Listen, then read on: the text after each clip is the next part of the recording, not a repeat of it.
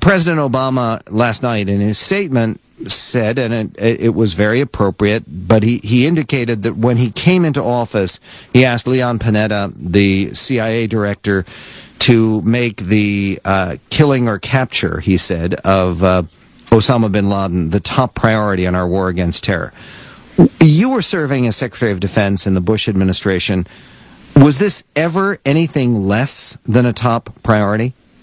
Well, of course, the top priority was to protect the American people and to see that terrorists did not have the opportunity to engage in the kind of attack that took place on September 11th or something worse. And part of that was the task of capturing or killing the al-Qaeda terrorists who were engaged, and the face of that and the leader of that activity, of course, was Osama bin Laden. Would you say, Mr. Secretary, that you thought about this frequently, focused your personal attention as Secretary of Defense on going after bin Laden? Oh, my goodness, yes. We had special units in the Department of Defense whose task was to be prepared to deal with that where the intelligence provided. We had the ability at any given moment of the day or night to kill or capture Osama bin Laden. The task was finding him. And, of course, that's an intelligence task. That's something that, the Department of Defense is basically organized to deal with armies, navies, and air forces, and the FBI and the CIA and the intelligence community are the ones that are basically assigned the task of preparing intelligence information that becomes actionable. The way the phrase goes, it's find, fix, and finish. And we in the Department of Defense had the ability to fix and finish. The finding part took a broad range of elements of our government, agencies in our government, to do that. So I think it's important as we celebrate this important event and congratulate the men and women in our special forces and Navy SEAL teams.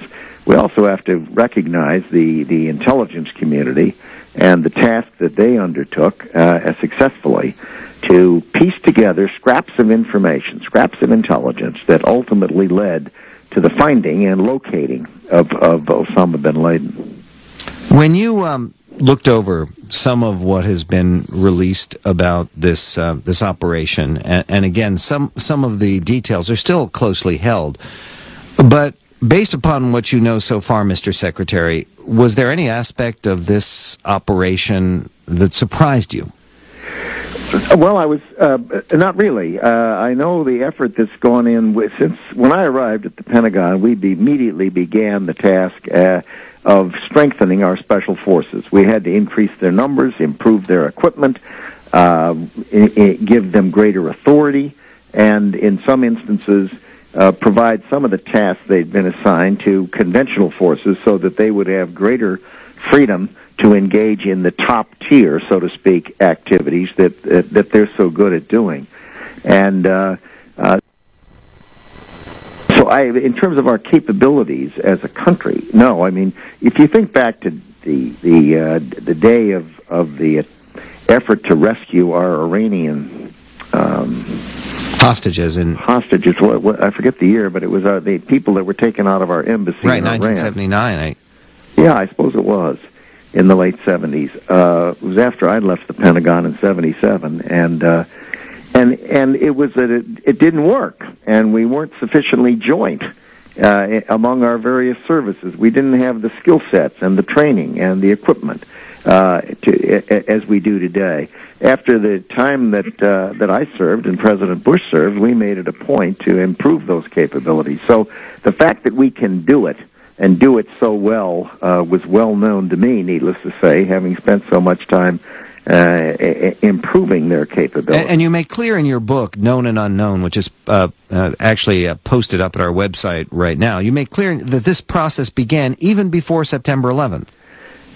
Well, it did. I mean, in terms of improving our capabilities, that's one of the things the President in his early speeches as a candidate for President, George Bush, emphasized the importance of bringing our Department of Defense into the 21st century, into the information age, and it was a high priority for us. Okay, speaking of the information age, What is incredible to me is it has now been confirmed that the President of the United States, wisely, in the opinion of most observers, did not notify our Pakistani allies that their country was basically being invaded. Does that surprise you at all? This is a nuclear power. We've poured $18 billion in aid into Pakistan, that we performed this operation and got out before the Pakistanis were even informed? Oh, not at all. You know, in sensitive operations, there is the issue of need to know. And any entity that does not need to know something, or any individual, ought not to know it, because it's just a truth in our world that the more people that know something, the less likely it is to remain highly confidential. Do you think, Mr. Secretary, there was any chance that if our 2 helicopters had been detected by the Pakistani air defenses, that they would have scrambled jets to knock them down? No, not a worry. There's 2 kinds of notification. One kind of notification is, look, at 12 o'clock on a certain day in a certain location, we're going to do a certain thing. That's one type of notification. Another type of notification is a broad understanding where you deal with people over a period of time and you say, look, don't be surprised. We know what your capabilities are. You know what our capabilities are. In the event we gain some information that we believe is actionable with respect to truly high-value targets, don't be surprised if we take action. And that could have been, we had those kinds of arrangements with any number of people. One of the few areas that people are second-guessing about what has been a very, very successful operation for the United States of America and for our great military, one of the few areas people are second-guessing is the burial at sea, the fact that the body, apparently to conform to Islamic standards, was buried at sea almost immediately. Did you ever have any consideration of that at the Department of Defense with all of your plans against bin Laden? Sure. There were discussions that took place as to what do you do if you find him? Do you capture him or kill him? If you have a choice, you may not have a choice. If someone resists, you don't have a choice. But you address that question and discuss it. And then what do you do if, in fact, you end up with hostages? Or people captured, people to be detained, either the individual that's your target or people around them that may be able to supply information. And those kinds of discussions obviously take place.